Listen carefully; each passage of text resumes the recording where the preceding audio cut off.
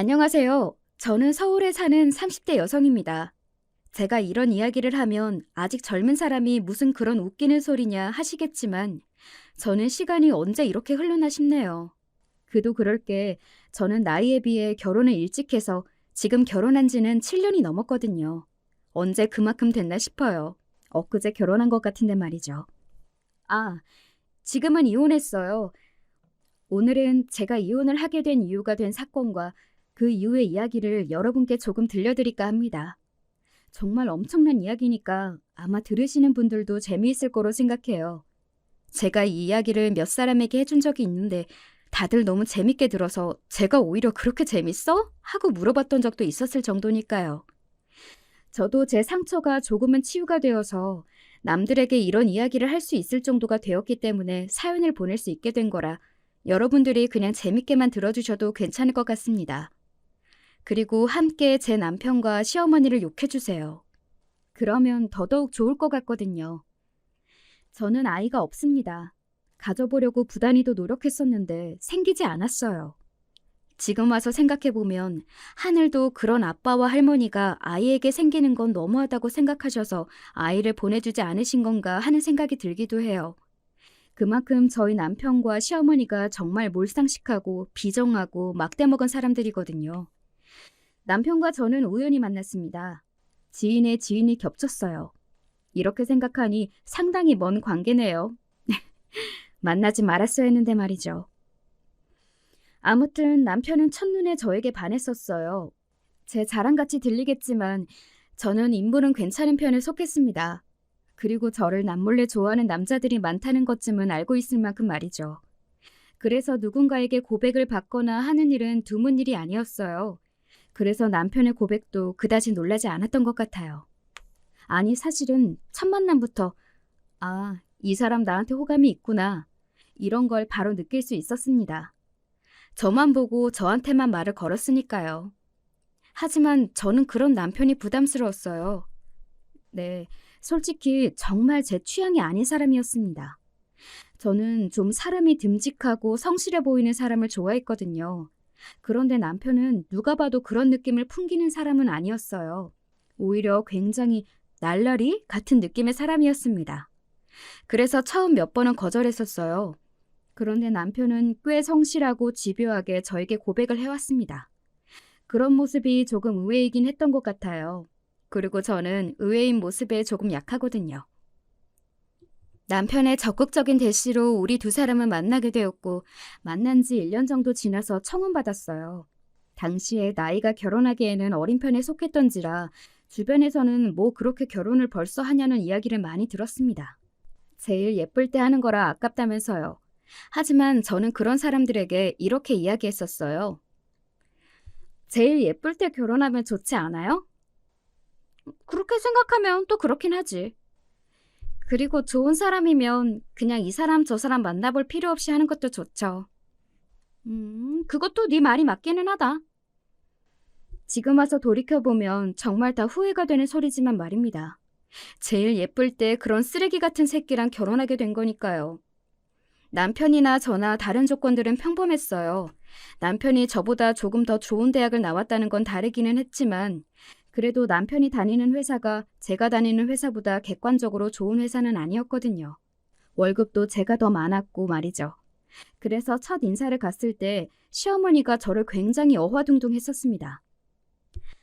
아이고, 우리 집에 이런 복덩이가 라면서 말이죠.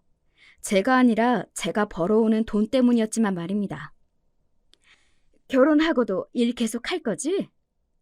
네, 저는 하고 싶어요. 그런 마음가짐 좋다. 요즘 같은 시대에는 둘이 같이 벌어야지. 그리고 좋은 직장인데 너무 아깝지 않니? 저를 생각해서 하는 말이라고 생각했는데 다 돈 때문이었다는 건 얼마 지나지 않아 결혼 생활을 하면서 알 수 있었지만 말이죠. 하지만 엄청나게 노골적이지는 않았어요. 은은하게 티를 내기는 하셨지만 말이죠. 나는 생일 선물로 다른 거 다 필요 없다. 현금으로 다오. 밥 사고 뭐 챙기고 이런 거 대신 돈으로 다오. 뭐든 돈으로 달라는 이야기를 하셨습니다. 뭐 다른 사람들 입장에서 볼 때야 시어머니가 그래주면 편한 거 아니냐 할 수 있는데 시어머니는 늘 금액을 마음에 들어 하시지 않았습니다. 이게 뭐니? 이걸 누구 코에 붙이라고 준 거야?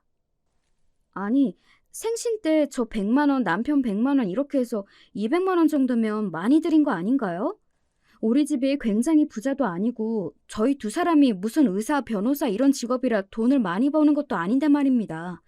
그냥 회사를 둘 다 다녀서 조금 여유가 있다 정도죠. 네? 제가 당황해서 눈을 동그랗게 뜨고 그렇게 물었더니 시어머니는 조금 민망한 듯 헛기침을 하시더군요. 하지만 그 이후로도 은근히 용돈을 바라거나 주위에 누구는 얼마를 받네 어쩌네 하면서 돈을 요구하는 일이 잦았습니다. 처음에 한두 번이야 그냥 골치 아파지기 싫어서 드렸는데 점점 부담이 되기 시작했어요. 그래서 어느 순간부터는 그냥 모른 척 했던 것 같아요. 은근히 요구를 하셔도 눈치 없는 척 말입니다. 이번에 내 친구가 글쎄 자식들한테 서프라이즈로 1,000만 원을 받았나 보더라고. 그 집 자식들이 돈을 굉장히 잘 버나 봐요. 그렇지도 않은데 그랬다더라. 그러면 미래에 대한 계획이 너무 없는 거 아니에요? 젊을 때 돈을 잘 모아놔야 하는 건데 어쩌다 한 번이거나 여태 부모님한테 뭔가 해준 게 없는 거 아니에요? 제가 그렇게 이야기하니 입을 삐죽거리며 다물더군요. 그리고 모르는 척 했습니다. 그랬더니 어느 순간부터는 잔소리가 심해지기는 했어요. 너는 아무리 회사를 다닌다지만 너무 기본적인 집안일도 안 하는 거 아니니? 집에서 밥 먹을 사람이 없어서요. 그래도 밥은 늘 해놔야지. 그러다 아무도 안 먹으면 버리는데 그게 낭비잖아요. 너는 참 알뜰하다. 그래서 좋겠다. 비꼬는 말투였지만 그냥 모른 척 이렇게 대답했습니다. 알뜰해야죠. 사람 일 한 치 앞을 모르는 건데. 라면서 말이죠. 일부러 그렇게 눈치 없게 구니까 처음에야 중얼거리면서 온갖 소리를 다 했지만 나중에는 차라리 편하더라고요. 무슨 말을 해도 멍청하게 못 알아듣는 척 하면 말이죠. 그리고 아마 시어머니도 제가 일부러 그렇게 모르는 척 하는 거라는 사실을 다 알고 계셨을 겁니다. 무슨 말을 해도 제 주머니에서 돈이 나올 것 같지 않자 그냥 이제는 저를 다른 걸로 괴롭히는 걸 택하셨어요. 그게 저에게는 임신이었습니다. 남들 다 하는 임신을 왜 너는 못하니? 병원 가는데 둘 다 문제 없다고 했다며. 그런데 왜 애가 안 들어서? 내가 어디서 사주를 봤는데 너한테 자식 복이 없단다. 아이고 이를 어쩌면 좋아. 나는 손주 보기는 글렀다 글렀어. 돈 문제야 저한테 꾸물거리며 안 좋은 소리를 해도 별로 타격이 없었어요. 제가 별 대수롭지 않게 생각했으니까요. 하지만 아이 문제는 달랐습니다. 안 그래도 저도 굉장히 신경을 쓰고 있고 스트레스를 받는 부분인데 시어머니가 말까지 저렇게 해버리니까 더 힘들고 더 고통스러웠어요. 여러분은 그런 시기를 겪어보신 적이 있으신가요? 세상의 모든 안 좋은 일들이 나 때문에 생기는 것 같고 정말 나는 운도 없고 복도 없는 사람이다 이런 생각 말입니다. 오랜 시간 임신이 되지 않아 저는 자존감이 바닥을 내찍었던 시절이었어요. 그때는 뭘 해도 재미도 없고 자신감도 없고 임신을 못하는 것도 나한테 문제가 있어서 그런 것 같고 그런 생각들을 참 많이 했었습니다. 병원에서 저도 남편도 아무런 문제가 없다고 몇 번이나 이야기해 주는데도 안 들어서니까 별의별 생각이 다 들더라고요. 그때 왜 사람들이 종교를 믿는지, 왜 점을 보러 다니는지 그걸 처음으로 이해했던 것 같아요. 설명할 수 없이 답답한 일이 생기면 그렇게 되더라고요. 보통 사람이 그럴 때 정말 좋은 친구나 정말 좋은 가족이라면 옆에서 위로해주면서 네 탓이 아니라고 그런 말들을 해주며 위로를 해주잖아요. 하지만 시어머니는 저에게 제 탓이라고 했고 남편은 제가 그러거나 말거나 관심도 없었습니다. 남편은 딱 결혼 3년 차가 되던 시점부터 다른 사람이 되었던 것 같아요. 지금 와서 돌이켜보면 남편은 정말 실증을 잘 느끼는 사람이었던 것 같아요. 그때는 분명 다른 여자가 있거나 하지는 않았던 것 같거든요. 그냥 더 이상 저를 사랑하지 않은 거죠. 사실 결혼을 한 부부가 평생을 어떻게 가슴이 뛰는 사랑만 하고 살겠어요. 세월이 지나도 그렇다면 그건 병이죠. 그런데 그렇다고 한들 서로를 인간적으로 아끼고 좋아하는 마음은 있어야 하잖아요. 부부라면 말입니다. 하지만 남편은 저에게 그러지 않은 것 같아 보였어요. 집에서 말수가 급격하게 없어졌고 저에게 관심도 마음도 없다는 것이 티가 많이 났습니다. 무슨 말을 해도 대화가 이어지지 않았고 또 저한테는 정말 말도 걸지 않았고 말이죠. 사실 그 즈음에 이혼을 할까 하는 생각도 많이 했었던 것 같아요. 근데 또 딱히 이혼을 할 만한 이유는 없지 않아? 남편이 이혼하자고 해? 아니, 딱히 그런 말은 없어. 보통 그런 부부들은 아이가 생기면 달라지기도 하더라. 조금 더 봐봐. 사실 저는 그런 이야기는 참 많이 들었거든요. 별다른 문제는 없지만 서로에게 소홀하거나 서로에게 관심이 없는 부부들도 아이가 생기고 키우다 보면 또 달라진다고 말이죠. 아이가 생기면 정말 가족 같아진다는 이야기를 주변에서 참 많이 들었던 것 같아요. 어쩌면 그래서 그랬기 때문에 제가 아이에 더 집착을 했을 수도 있습니다. 너무 바라고 원해서 그런지 아이는 계속 들어서지 않았어요.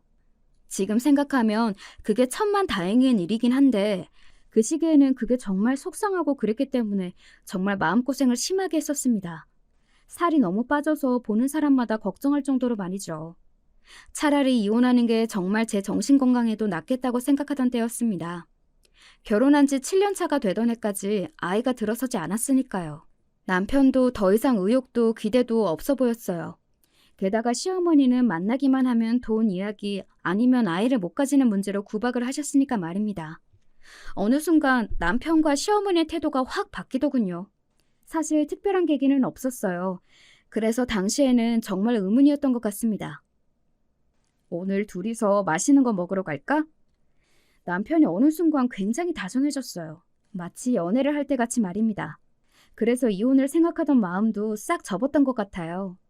그게 남편은 죄책감 때문에 그랬다는 건 뒤늦게 알게 되었지만 어쨌든 당시에는 그런 남편의 변화가 참 반가웠던 것 같아요. 남편이야 뭐 그렇다 치는데 시어머니의 태도까지 바뀌었어요. 시어머니는 저에게 잘해주는 방향으로 바뀌었다기보다는 더 이상 돈 이야기나 아이 이야기를 하지 않았습니다.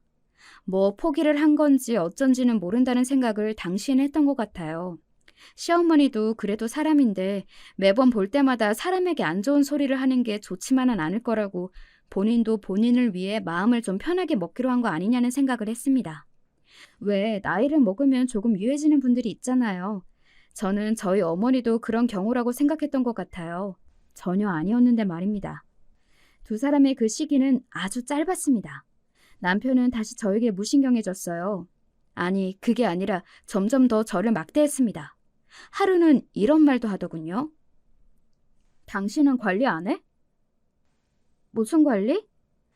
아니, 여자면 관리도 하고 그래야 하는 거잖아. 화장도 하고 옷도 예쁘게 입고.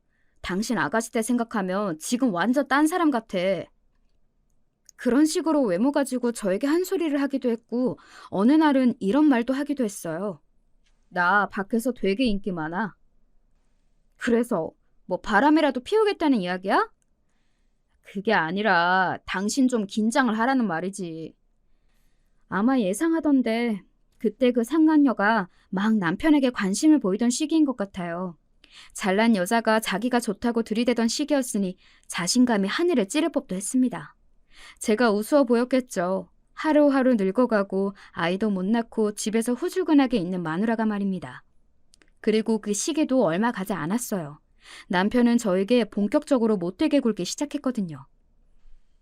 오늘도 집에 안 들어와? 요즘 바쁘다고 했잖아. 아무리 바빠도 집에까지 거의 안 들어오니까 그러지. 그냥 관심을 꺼. 어차피 우리 그냥 헤어지지 못해서 억지로 사는 거 아니었어? 당신 나랑 그랬어? 아, 진짜 지긋지긋하다. 당신 목소리 듣는 것도 짜증나니까 전화하지 마. 바쁜 사람 자꾸 뭐 하는 짓이야 이게? 저는 정말 많이 상처받았거든요. 지긋지긋하다, 목소리 듣는 것도 짜증난다. 그 어떤 막말보다 막말이라고 생각해요. 나한테 정말 정이라는 정은 다 떨어졌구나. 내가 얼굴도 보기 싫구나. 이런 생각을 하기는 했지만 그래도 불륜을 할 거라고는 생각하지 못했습니다. 그 정도의 인간 말종은 아니라고 어쩌면 그렇게 믿고 싶었는지도 모르죠. 하지만 결국에는 불륜이 맞았어요. 제가 처음 남편을 의심하게 된 건 이것 때문이었습니다. 요즘 남편 좀 한가하죠? 네? 회사에 부서 이동이 있었다던데? 그래서 좀 한가한 부서로 갔다는 것 같던데. 처음 듣는 이야기였어요. 부서 이동도 한가해졌다는 이야기도 말이죠. 오히려 요즘 너무 바빠서 집에도 들어오지 않았잖아요. 그때 처음으로 남편에게 여자가 생긴 것 같다고 생각했습니다. 그래서 남편 몰래 남편 휴대폰을 보게 되었던 것 같아요. 평소에 그런 행동을 하는 걸 참 모양 빠진다고 생각했었는데 제 상황이 되니까 그거 말고는 달리 할 수 있는 게 없더라고요. 그래서 사람은 자기 일이 되어보기 전까지는 함부로 생각하거나 말하면 안 되는 것 같습니다. 그리고 그렇게 확인하게 된 휴대폰 안에는 불륜의 증거들이 넘쳐났어요. 남편은 아마 제가 자신의 휴대폰을 들춰볼 거라는 생각을 하지 않은 것 같았습니다. 그동안 서로에게 그만큼 관심이 없었으니까요. 아주 과관이더군요. 둘이 함께 사랑을 속삭이고 저를 욕하고 말입니다. 제일 쓰레기 같은 짓이잖아요. 불륜녀에게 조광치죠 욕을 하는 남자 새끼 말이죠. 이혼 언제 할 거야? 나 빨리 오빠랑 결혼하고 싶단 말이야. 조금만 기다려. 조만간 이야기할 거야. 뭐 위자료 그런 거 주기 싫어서 그래? 걱정하지 마. 내가 다 줄게. 네 돈도 아까워. 그리고 그년도 어차피 금방 떨어져. 근데 오빠 부인 더럽게 눈치 없는 타입인가 보다. 남편이 바람난 것도 몰라? 원래 둔하고 눈치 없고 답답한 타입이야. 그러니까 내가 결혼하고 얼마 안 돼서 질렸지. 너랑은 완전히 다르다니까. 둘이 아주 그냥 지랄하는 중이더라고요. 비웃음이 나왔던 것 같아요. 그리고 그 대화를 보면서 한 가지 알게 된 사실이 있었습니다. 남편과 바람이 난 그 불륜의 대상이 누구인지 말입니다. 저는 남편이 바람이 났다는 사실보다 그 사실에 더 놀랐던 것 같아요. 남편이 다니는 회사의 사장 딸이었습니다. 아무리 뭐 대기업까지는 아니라고 해도 그래도 나름 이름 있는 중견기업이었어요. 그런 집의 딸이면 엄청나게 돈이 많은 아가씨일 게 분명했습니다. 게다가 남편과 나눈 대화를 보니 아직 20대인 것 같았고 말이죠. 그런 아가씨가 뭐가 모자라서 불륜을 하는지, 그것도 우리 남편 같은 남자랑 하는 생각이 들어서 그건 좀 많이 놀랐던 것 같아요. 그 모든 대화 내용을 제 휴대폰으로 옮겼습니다. 뭐 이렇게 이야기하면 저는 별로 충격을 받거나 힘들지 않았던 것처럼 느끼시는 분들도 있으실 수 있겠죠. 하지만 굉장히 힘들었습니다. 그래도 저는 남편을 믿었거든요. 그러니까 그 지경이 되도록 한 번도 의심하지 않았던 거고 말이죠. 화가 났어요. 순순히 이혼해줄 수 없다는 생각이 들었습니다. 그래서 저는 그 다음 날부터 조용히 남편의 외도 증거들을 모았던 것 같아요. 생각보다 많이 흘리고 다녀서 증거를 모으는 일은 너무 쉬웠습니다. 나를 얼마나 우습게 보며 그러나 싶은 생각에 슬펐던 기억이 있네요. 그리고 얼마 뒤에 시어머니가 저를 불렀습니다. 이혼하거라. 시어머니가 그렇게 이야기하며 저에게 뭔가를 건네더군요. 봉투였습니다. 무슨 드라마 속에서나 보던 상황을 제가 당하고 있으니 기분이 몹시 얼떨떨했습니다. 갑자기 그게 무슨 소리세요? 내가 봤을 때 니들 둘 사이에는 더 이상 아이가 들어설 것 같지도 않고 대면대면 하자니 그냥 갈라서고 각자 새 출발하는 게 아무래도 낫겠다 싶어. 제가 조용히 시어머니가 준 봉투 속의 돈을 확인했어요. 1,000만 원짜리 수표 5장이 들어있더군요. 직감적으로 알 수 있었습니다. 아, 시어머니는 남편의 외도를 알고 있다. 그리고 그 여자가 부잣집 여자라는 것도 알고 있다고 말이죠. 돈을 그렇게 끔찍하게 생각하시는 분이 5천만 원이나 되는 돈을 저에게 턱하고 줄 수 없다고 생각했거든요. 시어머니는 그럴 수 있는 사람이 아니었습니다. 저는 다른 뭔가를 확인하는 척하며 조용히 휴대폰의 녹음 기능을 눌렀어요. 그리고는 이렇게 말했습니다. 어머니도 아시나 봐요? 제 그 말에 시어머니가 화들짝 놀라는 게 보였습니다. 뭐를? 어머님 아들 바람난 거, 그것도 부잣집 딸이랑. 제 그 말에 시어머니는 움찔하더군요. 놀란 얼굴이 아니었습니다. 네가 그걸 어떻게 알아? 하는 얼굴이었지 말입니다. 그 얼굴을 보고 있는데 역겹다는 생각이 들더군요. 누굴 바보 취급을 하면서 고작 5천만 원으로 치워버릴 생각을 한 게 화가 났습니다. 아니, 돈을 떠나 이런 취급이 화가 났다고 보는 게 더 맞겠죠. 네가 그걸 어떻게... 어머니나 어머니 아들은 저를 무슨 바보 등신으로 아나 봐요? 저 어머니 아들보다 더 좋은 대학 나온 사람이에요. 더 많이 배웠다고요. 제 그 말에 시어머니는 일단 입을 다물더군요. 제가 알고 있다는 걸 안 이상 다른 방법을 생각했어야 했을 테니까요. 저는 그런 시어머니를 가만히 보다가 웃으면서 말했습니다. 이혼 못 해줘요. 왜? 어머님 같으면 억울해서 이런 취급받고 이혼하겠어요? 그리고 저 이미 증거 많아요. 그 연놈들이 주고받은 문자 같은 것도 다 있고요. 그러니까 이 돈이 누구한테서 나온 거든 아니면 이 아이디어가 누구한테서 나온 거든 그 사람한테 전하세요. 금액 다시 책정해 오라고. 내가 니들 불륜자로 세상에 다 터트리면서 지랄하는 거 보고 싶지 않으면. 사실 뭐 지랄은 다 하면서 그들이 어떤 나쁜 연놈들인지 다 알리고 싶은 마음 저라고는 왜 없었겠어요. 하지만 냉정하게 생각해봤을 때 그건 저에게 이로운 일은 아니었습니다. 그렇게 난리를 치고 나서 저에게 남는 게 없을 테니까요. 시간과 마음을 낭비하고 싶지 않은 마음도 있었고 말이죠. 그렇게 시어머니께서 말하고 나서 그날 저녁 집으로 들어온 남편이 제 얼굴을 제대로 보지 못하더군요. 아마 시어머니든 아니면 그 누군가든 제가 알고 있다는 사실과 제가 무슨 이야기를 했는지 다 전달받은 이유겠죠. 미안해. 닥쳐. 너는 사과할 자격도 없는 새끼야. 여보 같은 소리하고 자빠졌네. 나는 세상에서 가장 쓰레기 같은 자식이 불륜하는 주제에 불륜녀랑 자기 본처 욕하는 새끼라고 생각했거든? 근데 네가 딱 그렇더라. 그리고 나를 얼마나 멍청하고 바보 같다고 생각했으면 그걸 다 남겨놨니? 제 그 말에 남편은 아무 말을 하지 못했습니다. 뭐 인간이라면 그런 상황에서 무슨 말을 더 할 수 있었겠어요. 저는 그런 남편에게 이렇게 말했습니다. 차라리 솔직해지기 그랬니? 어리고 돈 많은 여자가 나 좋다고 했는데 너는 집에서 이렇게 후줄근하고 있지 말고 정신 차리라고. 남자 새끼가 뒤에서 불륜녀랑 지 마누라 욕할 시간에 말이야. 남편은 나름대로 아차하며 죄를 지은 사람 얼굴을 하고 있었지만 저는 그 얼굴도 가증스러웠습니다. 이미 잘못은 다 해놓고 저에게 상처라는 상처는 다 줘놓고 그리고 지금도 날 떼어낼 궁리만 하고 있으면서 그런 표정을 짓는 것 자체가 정말 이제 가증스러웠거든요. 그리고 그 다음날 시어머니가 다시 저를 불렀습니다. 이번에도 봉투를 내밀었지만 이번에는 돈이 아닌 다른 게 들어있었어요. 바로 강남에서 가장 비싸다는 아파트다. 이 정도면 만족하겠니? 이 아파트 바로 줄 테니까 제발 이혼을 좀 해줘. 그 상황에서 이런 말 좀 그렇긴 한데 저는 땡 잡았다는 생각이 들기는 했던 것 같아요. 이미 남편에게는 정이 떨어질 대로 떨어진 상황이었고 이혼은 어차피 할 생각이었는데 그렇게 큰 걸 준다면 당연히 콜이죠.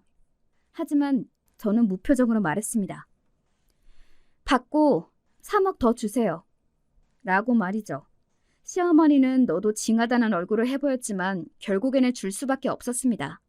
아니 정확하게 그 돈은 시어머니 돈이 아니라 그 여자의 주머니에서 나온 돈이기는 했을 거예요. 나중에 한 사실인데 제가 요구한 3억은 그 여자가 아닌 시어머니 주머니에서 나오기는 했더라고요. 뭐 그 여자한테 더 부탁하게 그랬던 거지 말입니다. 저한테는 막말을 그렇게 잘하셨던 분이 부잣집 딸내미한테는 말하기 조심스러웠나 보죠? 시어머니는 그 3억이 아깝다고 생각 안 했을 거예요. 엄청난 부잣집 며느리를 보게 된 거니까 말입니다. 그렇게 저는 강남의 아파트와 현금 3억을 받고 이혼 서류에 도장을 찍었습니다. 이 모든 일을 절대 공론화하지 않겠다는 각서를 쓰고 말이죠. 세금도 그쪽에서 다 냈어요. 증여세 같은 것들 말입니다. 저 같으면 자기 딸이 그런 남자랑 결혼하기 위해서 본처에게 돈을 쓰는 걸 눈뜨고는 못 봤을 것 같은데 그 집 부모도 대단하다는 생각이 들었던 것 같아요. 그렇게 저와 남편은 남남이 되었습니다.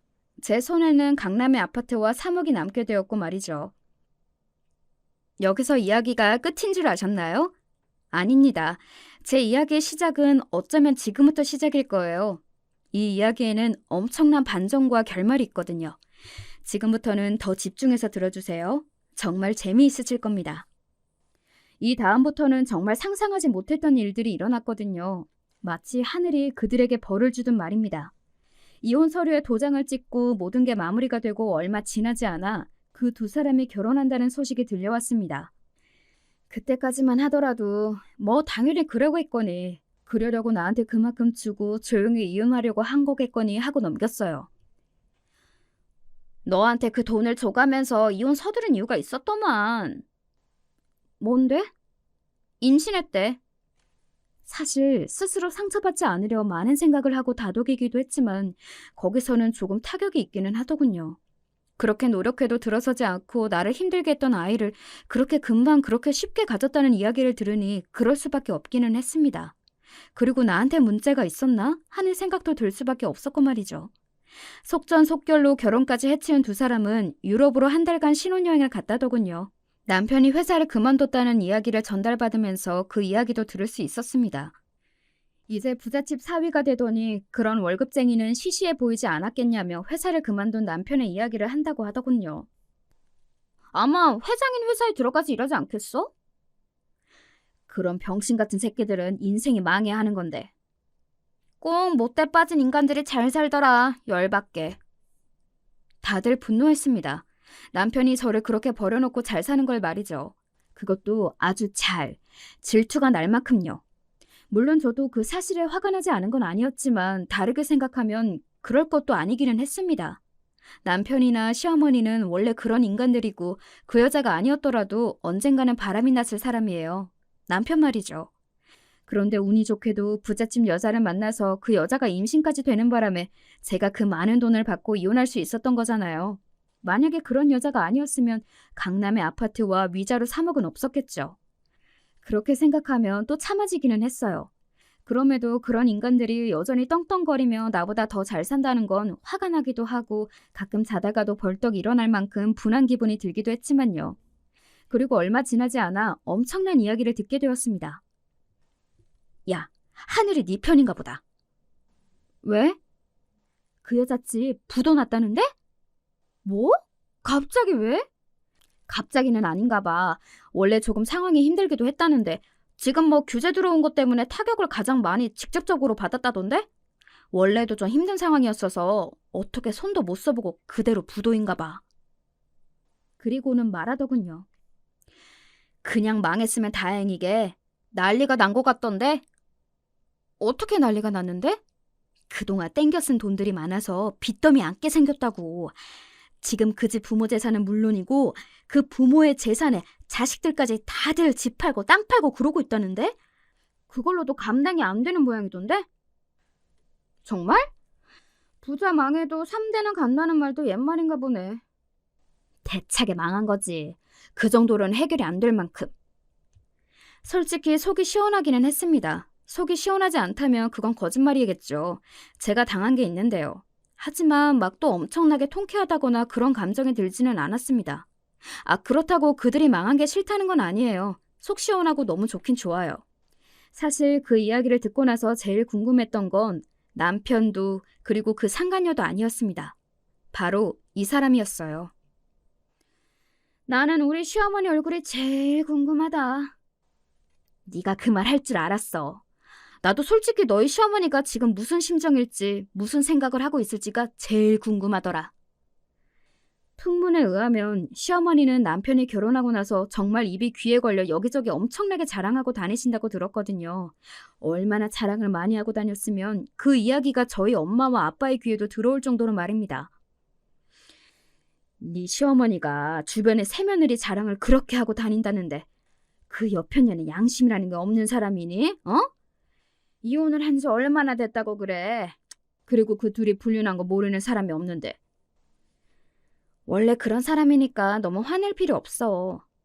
그리고 자랑을 하고 다닐 거면 자랑만 하고 다니지. 전 며느리 욕은 왜 하고 다니는 거야? 내가 정말 찾아가서 머리끄댕이를 잡고 싶은 걸 겨우 참았네. 제 욕을 그렇게 하고 다닌다고요. 돈밖에 모르고 임신도 못하고 정이라고는 없는 못된 애였다고 그렇게 말을 하고 다닌다고 하더군요. 다행스러운 건 그 와중에도 시어머니가 하는 그 말들을 아무도 믿지 않았다는 겁니다. 결혼할 때 불러있던 신부의 배로부와 그 두 사람이 불륜인 건 빼도 박도 못하는 사실이었기도 했고 돈밖에 모르는 건 시어머니라는 걸 모르는 사람이 없었거든요. 그만큼 시어머니가 돈에 대한 집착이 대단하기도 했고요. 그래서 저희 부모님은 그 집안이 망했다는 이야기를 들으시고는 그 누구보다 통쾌해하셨습니다. 엄마는 감사하다고 기도도 드렸대요. 역시 그렇게 살면 다 돌려받는다니까. 이렇게 하루아침에 누려보지도 못하고 금방 망할 거. 그 유난을 떨고 그 난리를 떨고. 진짜 나 같으면 쪽팔려서 확 죽고 싶겠다. 지금은 쪽팔려서 죽고 싶다기보다 그 엄청난 재산을 날린 게 분통해서 죽고 싶을걸? 그 양반은 그럴 양반이야. 저는 시어머니가 지금 무슨 심정으로 무슨 마음으로 어떻게 있을지가 눈에 훤히 보였습니다. 땅을 치고 있을 게 뻔했어요. 그리고 그 상간녀를 욕하고 있겠죠. 너 같은 년이 내 아들 꿰어내지만 않았어도 지금도 잘 먹고 잘 살고 있을 거라고요. 바람이 난 자기 아들과 그런 부잣집 여자와 바람이 나서 쌍수 들고 좋아했던 자기 모습은 생각도 하지 않은 채 말입니다. 이사를 갔다고 하더군요. 원래 살던 집을 팔고 작은 집으로, 그리고 더 집이 싼 동네로 말입니다. 저는 강남 아파트에 살고 있었는데요. 진짜 너무 웃기지 않아요? 저는 그 상황이 정말 마치 드라마 같아서 한동안 믿기지 않았던 것 같아요. 그리고 시어머니가 저를 찾아왔습니다. 솔직히 저는 찾아올 거라고 생각했어요. 지금 다 잃었는데 남편은 회사까지 그만두고 백수 생활을 하고 있는데 저에게 줬던 3억과 그 강남 아파트가 당연히 눈에 아른가렸겠죠. 시어머니라면 꿈에도 저에게 줬던 것들이 아까워서 벌떡 일어났을 사람이거든요. 내가 전해줬던 그 돈이랑 아파트. 정확히는 돈만 어머님이 주신 거죠. 그 아파트는 그 여자가 해준 거 바보가 아닌 이상 다 알 거라고 생각 못 하세요? 어쨌든 그거. 그거 왜요? 다시 돌려줘. 시어머니의 그 뻔뻔함에 정말 웃음이 나왔던 것 같아요. 정말 말 그대로 웃겼습니다. 비웃으려는 의도나 생각 이런 거 없이 그냥 순수하게 웃음이 터져 나왔어요. 예상한 대로 이야기하고 있는 시어머니도 그리고 아무리 예상을 했다지만 그렇게 사람이 뻔뻔할 수 있다는 것도 모두 다 말입니다. 장난하세요? 장난 같아 보이니? 제가 그걸 드릴 거로 생각하세요? 준 사람이 달라고 하면 돌려줘야지. 이렇게 멍청하신 분이었어요? 아니면 돈이 사람을 이렇게 만드는 거예요? 그런 제 말에 시어머니는 잠시 입을 꾹 다물더니 저를 노려봤습니다. 법대로 하세요. 저는 한 푼도 못 드려요. 제가 받은 상처, 지난날 어머니한테 받은 학대, 뭐 기타 등등 모든 것들에 대한 보상이었고 법적으로 절차도 다 끝난 완벽한 제 재산이에요. 아무리 소송을 걸고 난리를 떠셔도 한 푼도 가져가실 수 없겠지만 뭐 그런 바보 같은 허튼 짓 하고 싶으시다면 말리지는 않을게요. 어디까지 나락으로 떨어지실지 저도 궁금하네요.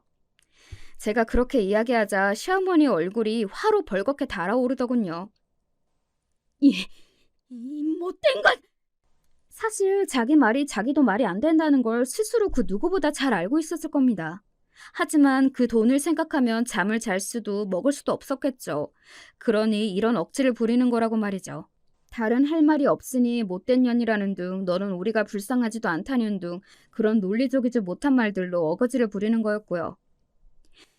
저는 이런 한 장 당신네한테 줄 생각 없으니 돌아가세요. 그리고 한 번 더 찾아오시면 정말로 경찰에 신고할 겁니다. 저는 해요. 아시겠어요? 그리고 그 자리에서 일어섰습니다. 뒤에서 저를 욕하는 시어머니의 목소리가 들려왔어요.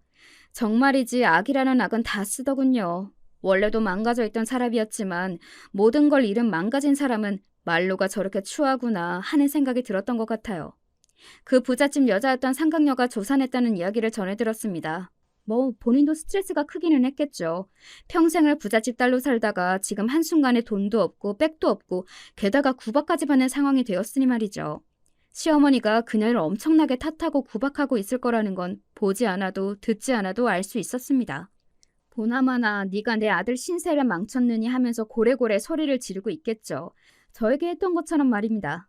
다 업보라고 생각해요. 불쌍한 마음이 단 하나도 들지 않고요. 그리고 또 얼마 지나지 않아 이런 이야기를 들을 수 있었습니다. 결국에는 집 팔고 시댁으로 들어갔대.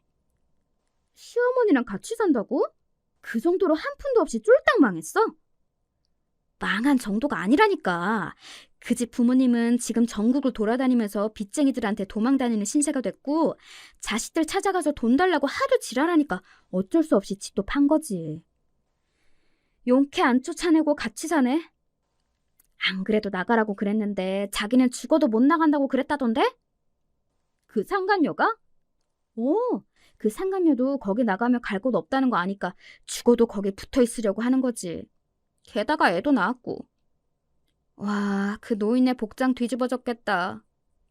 복장만 뒤집어져? 지금 뒤로 넘어가기 직전이라더라.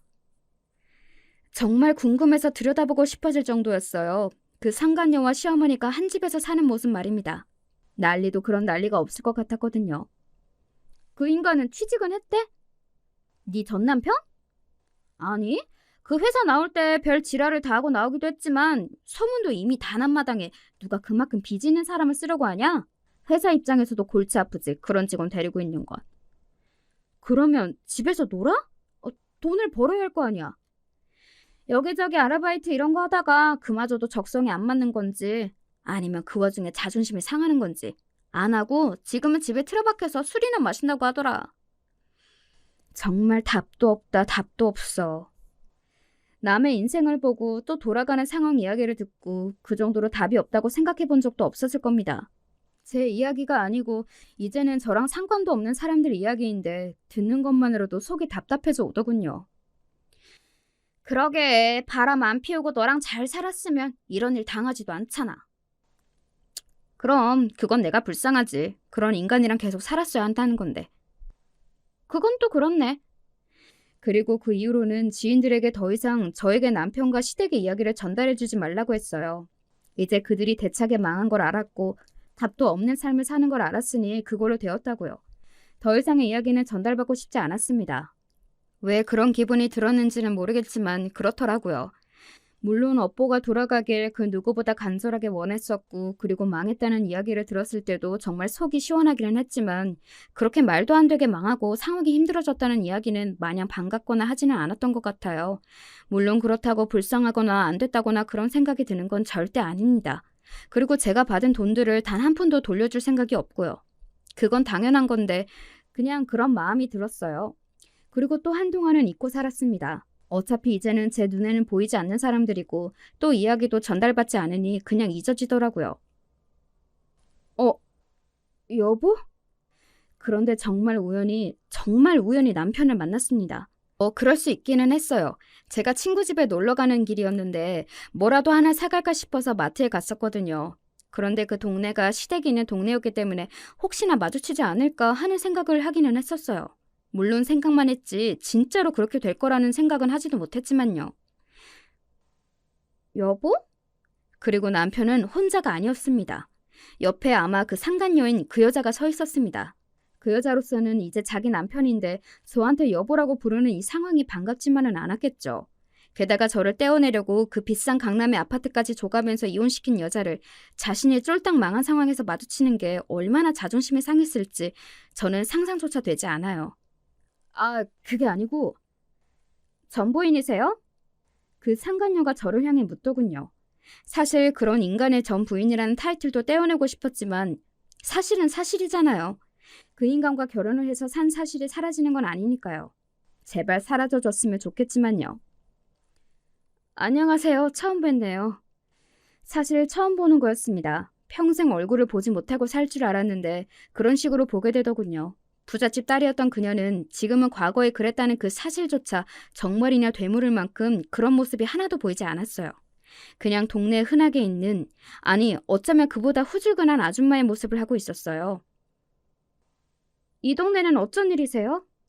그 상간녀는 제가 강남에 살고 있다는 걸 알았을 테니 그 동네는 무슨 일로 왔는지 궁금해할 법도 했습니다. 상당히 날카롭게 물어보더군요. 지 남편 저도 도망갈 텐데 마치 뺏어갈까봐 경계하는 듯한 그 모습에 기가 막히기는 했던 것 같아요. 친구 집이 여기 주변인데 빈손으로 가긴 뭐해서요. 수연 씨 집? 눈치가 없는 건지 아니면 그냥 병신 같은 놈인 건지 그렇게 아는 척을 하더라고요. 지 부인을 옆에 두고 말이죠. 저는 그 질문에는 대답하지 않았어요. 그러고는 그냥 그 상견례를 향해 살짝 고개를 숙인 뒤 자리를 피했습니다. 더 이상 그들과 마주하고 싶지도 않았고 무엇보다 남편의 얼굴을 보는데 역한 기분이 들더라고요. 돌아서서 두 사람과 멀어지는데 뒤에서 그 상간녀가 남편을 향해 소리를 지르는 게 들려왔어요. 여보? 수연 씨지?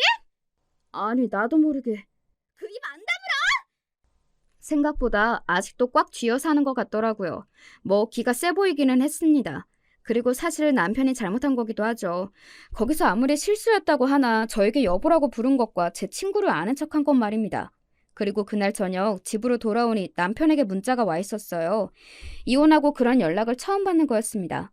아마 남편도 상황이 그렇게 엄청난 속도로 바뀌는 거에 적응하지 못하고 또 현실을 받아들이는 데 시간이 조금 필요했겠죠. 그리고 그동안 저라는 존재를 잊고 살았을 거고요. 그런데 마트에서 마주치고 아, 제가 있었지? 했을 겁니다. 그 역겨운 마음이 그 문자에서 그대로 느껴져서 정말 토가 나올 뻔했어요. 오늘 반가웠어. 오랜만에 얼굴 보니까 좋더라.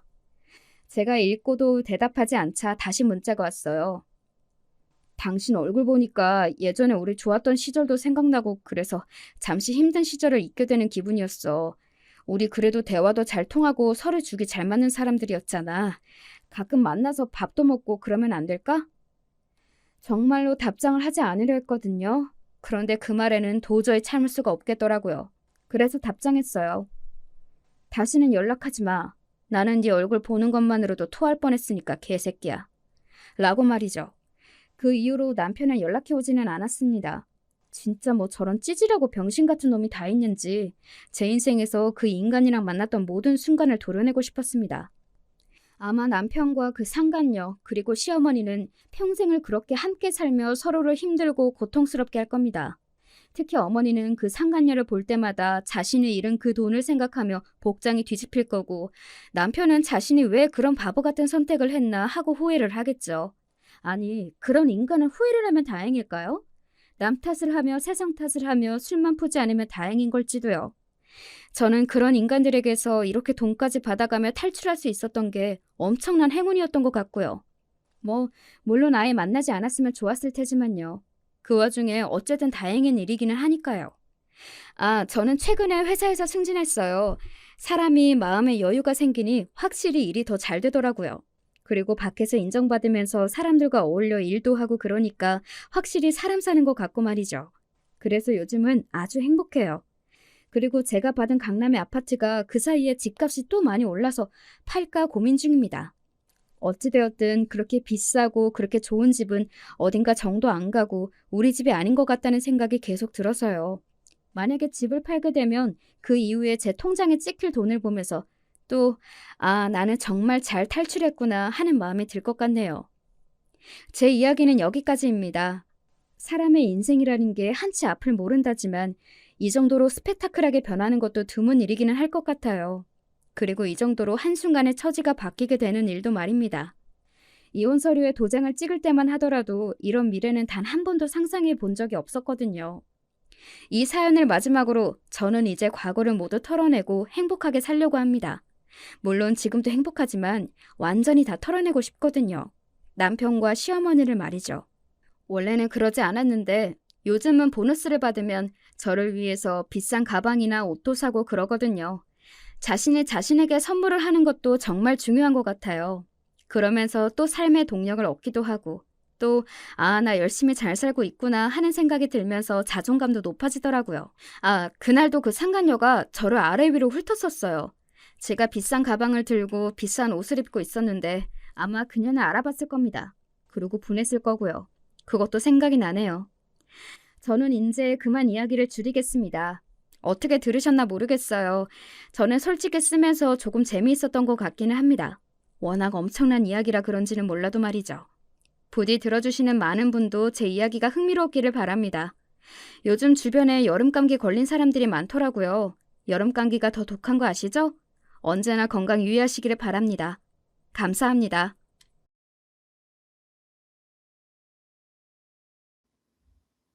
저는 충청도 지역에서 태어나고 자랐습니다. 그 지역은 지금도 시골이고 제가 태어났을 땐 더 발달이 안 된 시골이었어요. 부모님은 작게 농사를 지으셨고 제 위로 언니와 오빠가 3명이나 있는 늦둥이로 태어났습니다. 늦둥이라 가족들의 사랑을 많이 받았지만 워낙 가난했던 형편 탓에 전 넉넉하게 자라진 못했어요. 안 그래도 가난한 집이었는데 부모님이 농사로 생계를 유지해서 더 힘들었습니다. 그러다 자식 중 첫째인 큰언니가 사업가와 결혼했는데 결혼하고 아주 행복하게 살았거든요. 넉넉한 집이라서 우리 친정에 가져다 주는 것도 많았습니다. 부모님, 특히 우리 엄만 그걸 보더니 반드시 부잣집 남자랑 결혼하라고 어릴 때부터 제게 말했습니다. 여자는 대학에 가는 것보다 남자를 잘 만나서 결혼하는 것이 좋다고 하셨죠. 그러더니 제가 고등학교를 졸업하자 여기저기서 남자를 소개했습니다. 그러다 옆 동네에 있는 어떤 양복점을 하는 집의 아들을 소개받았고 바로 그 남자와 결혼하게 되었어요. 남편은 위로 누나가 2명 있었고 시어머니와 아직 결혼을 안 하고 노처녀였던 시누이가 절 싫어했습니다. 특히 시어머니는 본인 아들을 무척 사랑하셨어요. 아들을 낳으려고 시누이를 2이나 낳은 집이었거든요. 저는 형편상 시댁에서 같이 살았는데 시어머니 구박에 신혼 초에 이혼하고 싶을 정도였습니다. 하지만 시대 상황상 이혼한 부부를 안 좋게 보기도 했고 우리 친정에서도 제게 참고 살라고 했어요. 시어머니는 다른 것보다 밥에 굉장히 예민한 사람이었습니다. 먹는 것을 잘 먹어야 모든 일이 잘 풀린다고 하셨어요. 그래서 제게 새벽 4시에 일어나서 밥하는 것을 강요하셨습니다. 아침부터 매일 다른 국이나 찌개, 그리고 반찬을 최소 5가지는 만들어야 했습니다. 그래야 아침 7시에 시아버지와 남편을 깨워 밥을 먹일 수 있었거든요. 시어머니는 늘 6시에 기상하셨는데 그때 이미 모든 요리가 완성되어야 했습니다. 만약 조금이라도 늦으면 시어머니는 저를 아주 덜 떨어진 사람으로 취급하셨거든요. 6시에 이미 식탁엔 완벽한 밥상이 있어야 했고 시어머니가 매일 검사하셨어요. 그러다 자기 마음에 안 들면 다시 만들라고 하셨습니다. 메뉴도 일주일에 중복되는 식단이 있으면 안 됐습니다. 남편과 시아버진 양복점을 운영하면서 아침, 저녁을 꼭 집에서 드셨는데 당연히 아침과 저녁은 메뉴가 달라야 했어요. 그렇게 최소 10가지 음식을 일주일에 다르게 준비하니 저는 머리가 터질 지경이었습니다. 제가 원래 친정에서 요리를 자주 했으면 모르겠는데 그것도 아니었거든요. 오죽하면 저는 나중에는 시장에 가서 메뉴를 조사할 정도였습니다. 진짜 다행인 것은 시아버지와 남편은 입맛이 그렇게 까다롭진 않았어요. 시어머니가 난리친 탓인지 차려주면 군말 없이 먹었어요. 문제는 바로 결혼하지 않고 같이 살던 둘째 시누이였습니다. 시누이는 단 하루도 반찬 투정을 하지 않던 날이 없었거든요. 된장찌개와 반찬 6가지를 차려놓으면 먹을 게 없다고 시어머니에게 이게 뭐냐고 대놓고 짜증을 냈습니다. 먹을 게 없네. 먹을 게 없어. 도대체 이 나물은 뭐야? 아침부터 고기가 넘어가?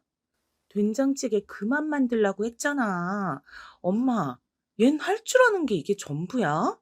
아, 지겨워. 좀 색다른 요리 좀 연구해봐. 엄마가 계란 후라이라도 해줄까? 우리 딸 먹을 게 없어서 어떡해. 잘 먹어야 피부도 좋고 살도 빠지는데. 음, 예, 가서 우리 딸 먹게 소시지라도 구워. 3살도 아니고 그때 30살이 이미 넘었던 시누이를 저렇게 어르고 달리는 것을 보고 기가 막혔어요. 그때 제 나이가 갓 20살을 넘긴 나이였는데 저 모습을 보니 말도 나오지 않았습니다. 시누이는 직업도 없이 집에서 남자랑 선보는 게 일이었거든요. 물론 나이도 많고 이쁘지도 않고 가장 중요한 성격이 너무 별로라 남자를 만날 수도 없었습니다. 시누이랑 시어머니는 제가 집안일을 하느라 바빠도 신경 쓰지 않았어요. 오히려 소파에 누워 과자를 먹으면서 제게 리모컨을 가져오라고 시켰습니다. 오전에 설거지하고 빨래를 하고 겨우 숨을 돌리려고 하면 시누이는 과일을 가져오라고 했죠. 그러다 심심하면 제게 재밌는 이야기가 없냐고 말동무까지 시켰어요. 결혼했는데 남편과 대화하는 시간보다 시누이의 비위를 맞춰주는 시간이 더 길었을 정도였습니다. 그나마 그래도 버틸 수 있었던 것은 시아버지였어요. 시아버지는 말수가 굉장히 적어서 처음엔 저도 어려웠습니다. 매일 표정이 하나였고 쓸데없는 말은 절대 안 하는 성격이었어요. 사람 자체가 단단해서 제가 우리 친정엄마에게 시아버지는 바위 같다고 했거든요. 그래서 신혼 때는 그런 시아버지를 보고 긴장되니까 괜히 몸둘 바를 모르기도 했습니다. 그런데 시아버진 이런 저를 뒤에서 많이 챙겨주셨어요. 아버님, 저 왔어요. 이거 찾으신 거 맞으세요? 제가 제대로 들고 있는지 봐주세요. 혹시 또 시키실 일 없으세요? 아가, 나가서 아들하고 같이 뭐라도 맛있는 거 사 먹고 극장에 다녀와라. 너희 시어머니한텐 말하지 말고, 알겠지? 8시까진 와야 해. 어서 나가라. 시아버진 저를 가끔 양복점에 부르셨어요. 그러면서 몰래 남편하고 시간을 보낼 수 있도록 해주셨습니다. 진짜 그런 시간은 가뭄의 단비였어요. 이런 소중한 숨통이 트이는 시간이 없었다면 전 신혼 때 견디지 못했을 거예요. 시어머니는 음식에 예민하다고 했잖아요. 이런 것은 제사나 명절에도 마찬가지였습니다. 하필이면 시댁이 큰 집이었는데 시아버지가 동생이 5명이나 있었어요. 그래서 친척들이 다 모이면 정신이 하나도 없었습니다. 시어머니는 집에 오는 손님들이 부족하게 먹으면 안 된다고 명절이 오기 일주일 전부터 음식을 준비하셨어요. 물론 그건 제가 거의 다 준비했죠. 시장에 가서 시어머니 뒤에서 2손 무겁게 음식 재료를 들고 다니는 건 너무 힘들었습니다. 명절이 지나면 저는 머리가 지끈거려서 내과에 가서 약을 먹어야 할 정도였어요. 명절 때 제일 힘들었던 건 바로 결혼한 큰 시누이가 집에 오니까 기다렸다가 친정에 가라는 시어머니였습니다. 큰 시누이는 결혼해서 서울에서 살았는데 그 시누이가 올 때까지 저는 집에 갈 수가 없었어요. 가족이 오랜만에 모이는 소중한 기회를 놓칠 수 없다고 시어머니는 늘 저를 보내지 않았습니다. 저도 언니와 오빠들이 많고 우리 부모님을 보고 싶은데 갈 수가 없었어요. 너무 속상해서 남편에게 울면서 말한 적도 아주 많아요. 그런데 그럴 때마다 옛날 사람이니 저보고 이해하라는 말이었죠. 이렇게 서러움 속에서도 유일한 제 편인 시아버지를 보고 버텼습니다. 그러다 저는 첫째 아이가 생겼어요. 혹시 이 사연을 듣는 분 중에 임신 경험이 있는 분이 계신가요? 다들 그때 임신 증상이 어떠셨어요? 저는 다른 것보다 바로 입덧이 너무 심했어요. 아예 먹질 못해서 임신을 했는데 오히려 살이 빠지는 지경이었습니다. 못 먹으니까 현기증이 심했어요. 음식 냄새만 맡아도 어지럽고 속에서 올라오는 느낌이 들었습니다. 그런데 우리 시어머니가 음식에 예민하다고 했잖아요. 시어머니는 임신한 제게도 무조건 새벽에 일어나서 밥하는 것을 강요하셨습니다. 입덧이 제가 먹는 것만 힘든 게 아니고 냄새 맡는 게 진짜 힘들잖아요. 힘들어서 수액까지 맞으면서 버티는 제게 시어머님 요리를 준비하라고 하셨습니다. 하루는 그러다 제가 진짜 죽을 것 같더라고요. 새벽에 일어나서 요리하는데 자꾸 속에서 올라오고 화장실로 달려가는 것을 반복했어요. 당연히 집중하지 못했는데 임신하면 잠이 많아지는 거 아세요? 충분한 수면을 확보하지도 못했는데 속까지 안 좋으니 제가 그날 그만 두부를 썰다 칼로 손가락을 베게 되었어요. 순식간에 일어난 일이었고 너무 아파 소리를 질렀습니다. 제가 소리를 지르니까 시아버지와 남편도 깜짝 놀라서 부엌으로 왔죠. 병원이 여는 시간이 아니라 급하게 손가락을 감싸고 응급실로 향했습니다. 처치하고 응급실에서 바늘로 살을 접했어요. 너무 아프고 갑자기 서러움이 몰려와서 눈물이 나오더라고요. 엉엉 우니까 옆에서 시아버지가 절 달래주셨죠. 그러고 집에 왔는데 당연히 아침은 준비하지 못했습니다. 시아버지와 남편이 출근하고 제가 잠을 자려고 누웠더니 시어머니가 들어왔어요. 시어머니는 잔뜩 화가 난 표정이었습니다. 너는 지금 잠이 오니? 임신한 게 뭐가 그리 대수야? 난 애를 셋이나 낳았는데 너처럼 유난 떨 생각은 하지도 못했어. 너 일부러 그런 거지?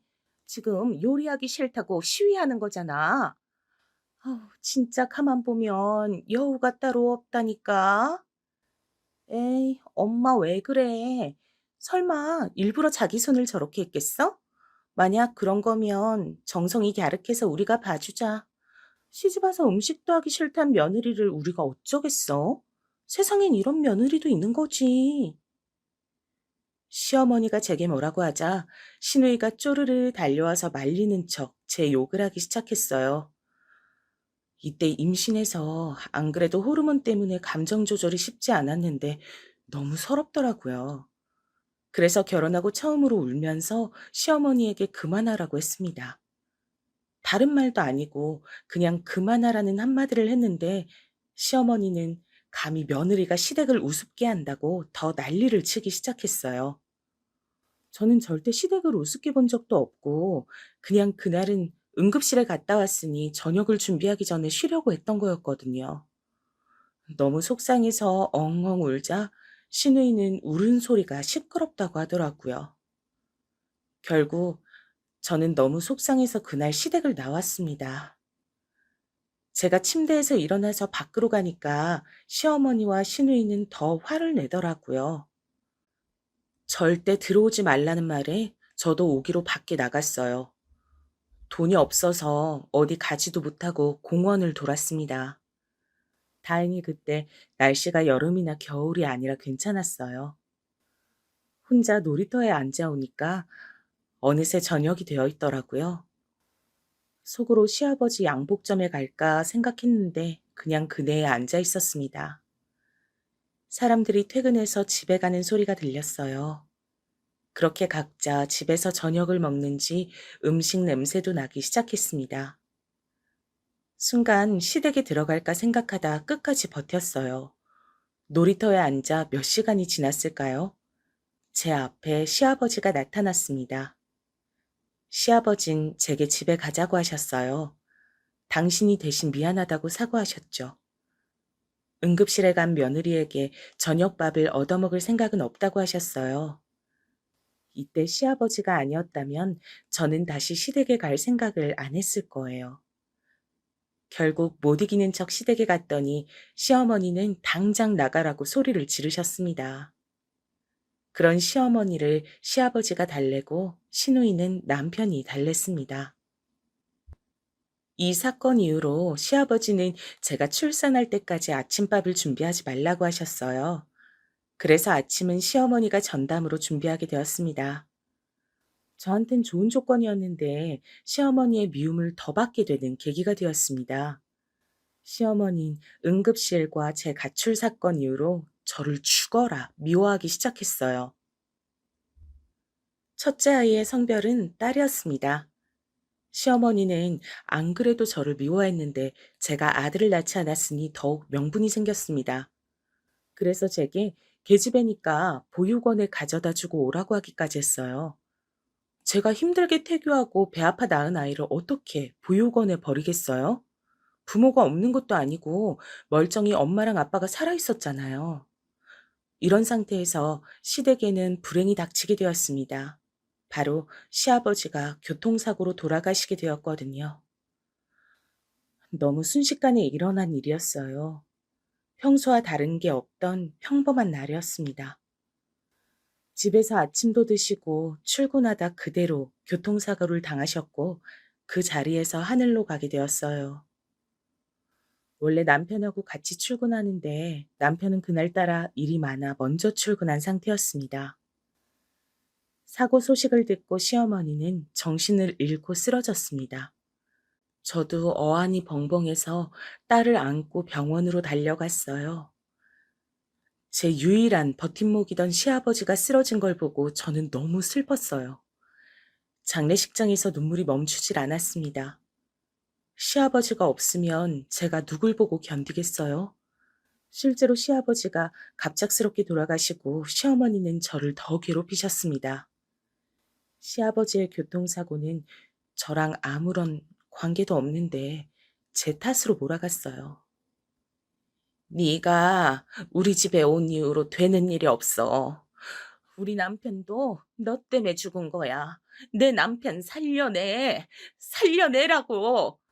너 만약 내 아들도 죽이면 그땐 내가 가만두지 않을 거야. 알겠어? 시어머니는 틈만 나면 저를 보고 욕하셨어요. 서럽고 서운하고 말도 안 된다고 생각했습니다. 저도 시아버지가 돌아가시고 너무 감정적으로 힘들었어요. 유일한 제 편이 사라진 거잖아요. 시아버지가 죽고 양복점은 문을 닫았습니다. 처음엔 남편이 이어가려고 했는데 자꾸 시아버지가 생각나서 못 견디겠다고 남편은 다른 길을 가겠다고 했어요. 그런 남편을 존중하고 저는 기다렸습니다. 사실 시아버지가 돌아가시고 수입이 사라지니 시댁 형편이 많이 힘들었습니다. 남편은 취업을 준비한다고 도서관에 다니기 시작했죠.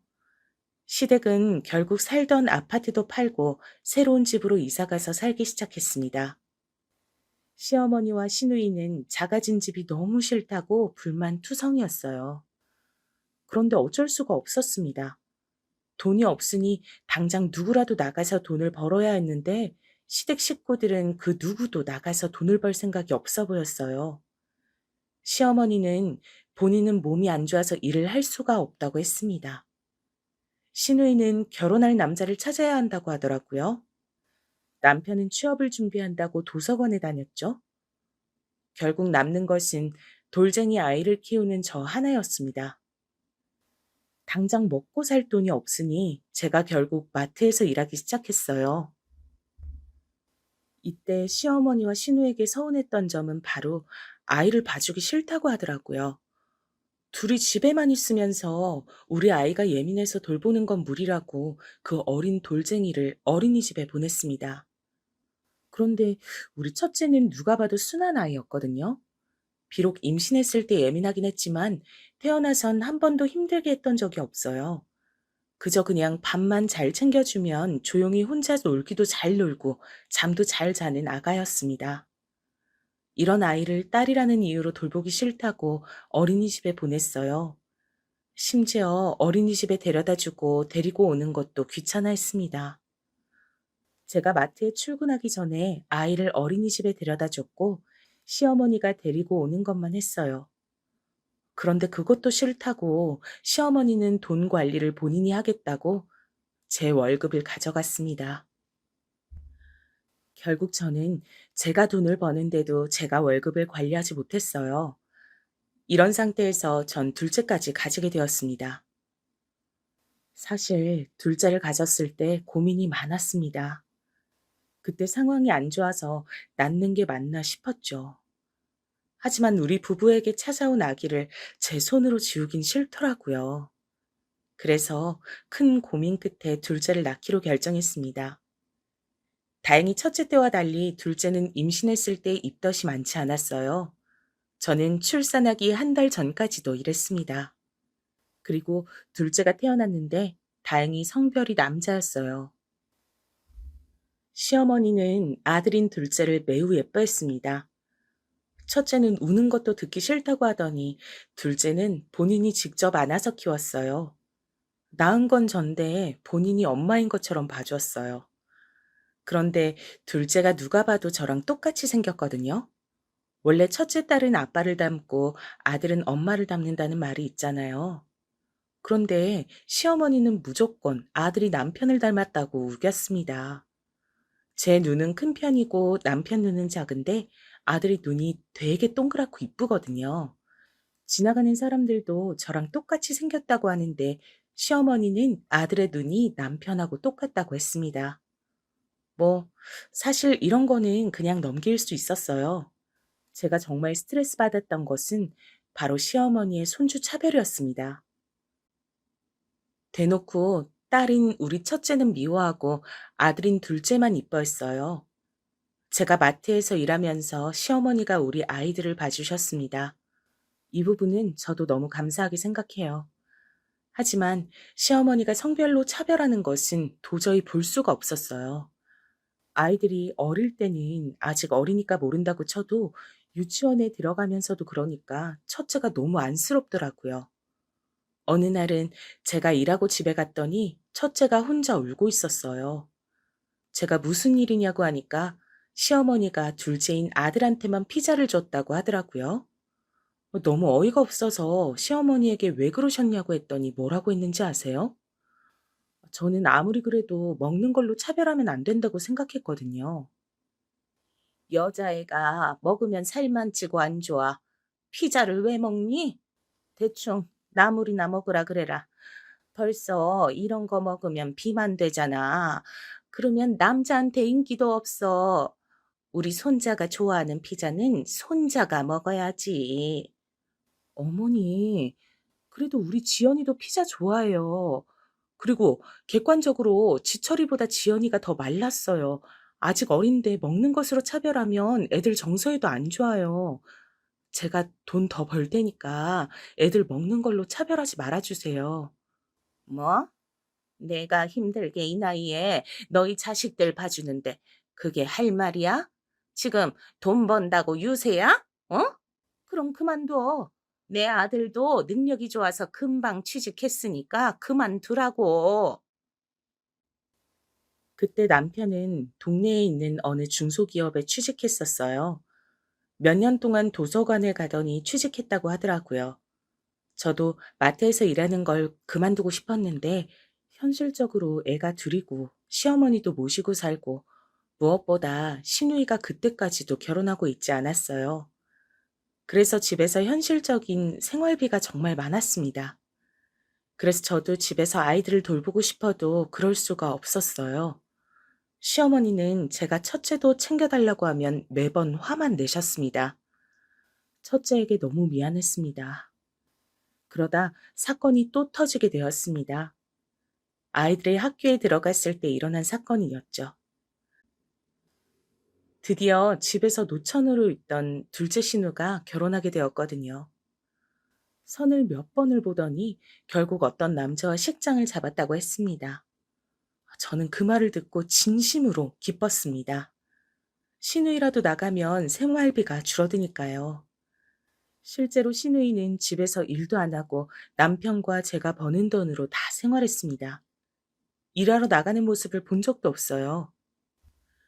그런 시누이가 결혼한다니까 저는 진심으로 축하했습니다. 그런데 시어머니가 제게 뭐라고 했는지 아세요? 전 처음에 듣고 제가 잘못 들은 줄 알았습니다. 어찌나 뻔뻔하고 당당하게 말하는지 너무 어이가 없었어요. 우리 딸 결혼하니까 너희 부부가 1억을 줘라. 나는 모은 돈이 없으니까 너희가 대출을 받아서 줘. 늦은 나이에 결혼하는 거라 혼수나 예물에 드는 돈이 많네. 알겠지? 네? 어머니, 1,000만 원도 없는데 어떻게 1억 원을 준비해요? 말이 안 돼요. 그리고 제 돈은 어머니가 관리하시잖아요. 남편 월급은 제가 관리해도 우리 가족 식비로 쓰면 돈이 남는 게 없어요. 전 그래서 제 월급을 모아서 형님 결혼할 때 주는 줄 알았죠. 근데 우리한테 달라고 하면 너무 당황스러운데요. 뭐? 너는 돈을 얼마나 헤프게 쓰는 거야?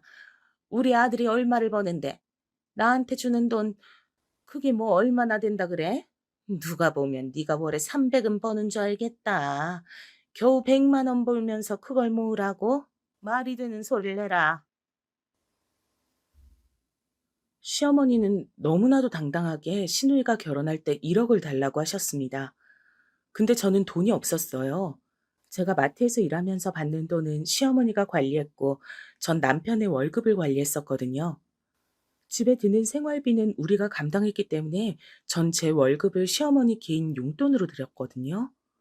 어차피 제가 일하면서 아이들을 봐주시니까요. 그래서 남편의 월급은 진짜 시댁의 생활비를 내면 남는 것이 하나도 없었습니다. 그런데 이런 우리에게 1억을 달라고 하니까 어이가 없었죠. 남편에게 말했더니 뭐라고 했는지 아세요? 최대한 대출을 받아서 해결하자고 하더라고요. 대출을 받으면 그 이자도 우리가 내는데 전 너무 상황이 답답했습니다. 시누이가 그 나이를 먹고 경제 활동을 안 해서 돈을 모으지 않은 게 잘못이잖아요.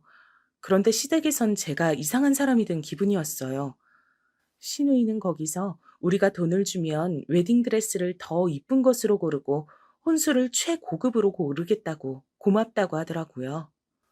주겠다고 확정도 안 했는데 벌써 설레발로 저러는 걸 보고 기가 막혔습니다. 은행에 가서 물어봤는데 대출이 1억이 나오질 않았어요. 없는 돈을 달라고 하니 할 말이 나오지 않더라고요. 시어머니는 계속 왜 돈이 없냐면서 제게 가계부를 가져오라고 호통까지 쳤습니다.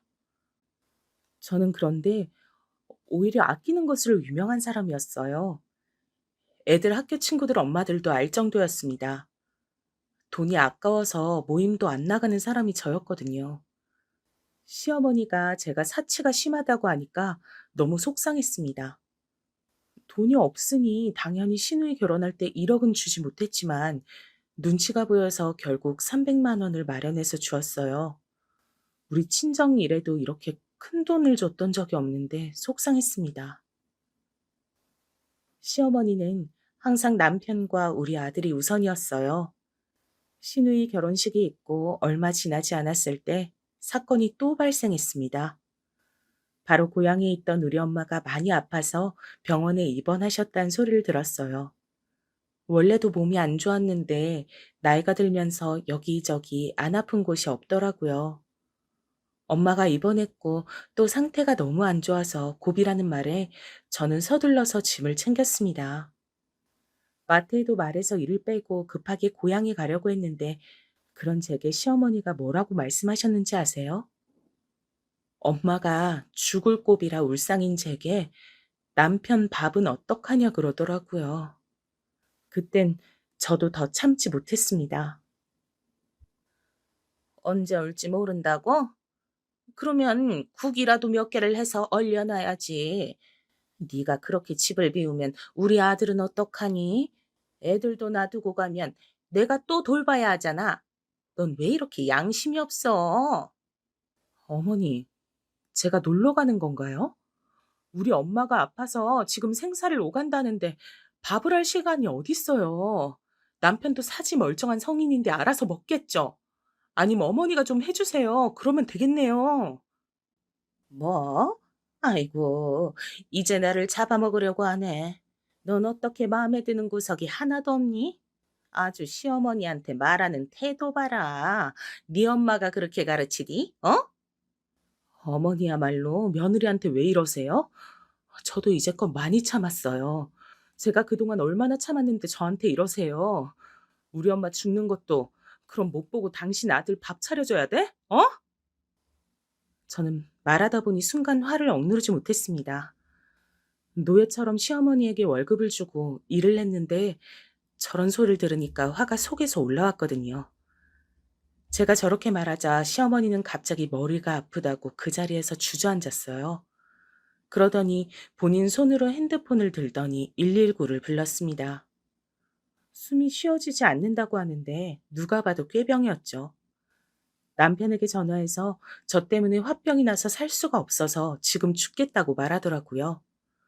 저는 그때 당장 친정에 가야 했는데 시어머니가 저러니까 너무 답답했습니다. 남편은 제게 그냥 친정에 조용히 가면 되는 걸 왜 일을 크게 만드냐고 하더라고요. 속상하고 답답한데 시어머니가 쓰러진 척을 하고 있으니까 친정에 갈 수도 없었습니다. 하지만 우리 언니와 오빠들이 전화로 저를 재촉했어요. 지금 당장 나가야 버스를 타고 고향에 갈 수 있던 상황이었습니다. 저는 결국 아이들을 제가 데리고 친정으로 향했어요. 남편에게 119가 곧 올 건데 내 눈으로는 이런 상황이 심각하지 않다고 했죠. 그러자 남편은 본인 엄마가 죽을 수도 있는데 어떻게 그러냐고 하더라고요. 그때 심정은 그냥 다 놓고 싶었습니다. 나는 우리 엄마 죽을까 봐 고향에 가니까 그럼 당신은 당신 엄마 보러 집에 오면 되겠네. 각자 엄마 챙기자고. 우리 엄만 진짜로 아파서 병원에서 생사를 오가는 거고 너희 엄만 꾀병이라고. 저는 너무 화가 나서 남편에게 저렇게 말하고 아이들을 데리고 버스 정류장으로 향했어요. 여러분, 저는 진짜 결혼해서 한 번도 이렇게 남편에게 말한 적이 없거든요. 전날이 처음으로 남편에게 심하게 말한 날이었습니다. 아무튼 그렇게 친정으로 향했고 다행히 엄마는 며칠 후에 상황이 좋아지셨어요. 간신히 엄마를 살리고 정신을 차렸는데 남편에게 연락이 오더라고요. 남편은 우리 엄마가 괜찮아졌다고 하니 다행이라고 하면서 빨리 집에 오라고 했습니다. 저는 일부러 시어머니의 상태를 정확하게 묻지 않았어요. 그런데 남편은 본인이 알아서 말해줬습니다. 시어머니는 원인 불명의 두통에 시달려서 아직도 입원 중이라고 했어요. 저는 그 말을 듣고 참 어이가 없었습니다. 딱 봐도 아픈 것도 없는데 괜히 입원하는 거였거든요. 만약 제가 시댁에 가면 시어머니의 병관으로 할 것이 뻔했습니다. 그때부터 자존심 싸움이 시작되었어요. 전 우리 엄마의 상태를 지켜본다고 하고 시댁에 가지 않았습니다. 그러자 남편은 당장 시어머니를 누가 간호하냐고 자기가 일을 그만둘 순 없지 않냐고 화를 내더라고요. 그렇게 2주가 흘렸는데 문제가 있었습니다. 바로 아이들의 학교 문제였어요. 제가 친정에 있으면서 아이들을 데리고 있으니까 아이들이 학교에 가질 못했거든요.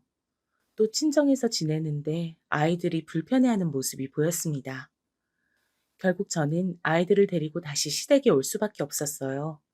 시어머니는 그때까지 병원에 입원한 상태였습니다. 저는 그때는 도대체 아픈 것도 없는데 병원에 누워서 무엇을 하는지 알 수가 없었어요. 남편은 제게 그래도 시어머니가 어른이니까 제가 병원에 가서 모셔오길 바랬습니다. 이 문제로 남편하고 얼마나 싸웠는지 몰라요.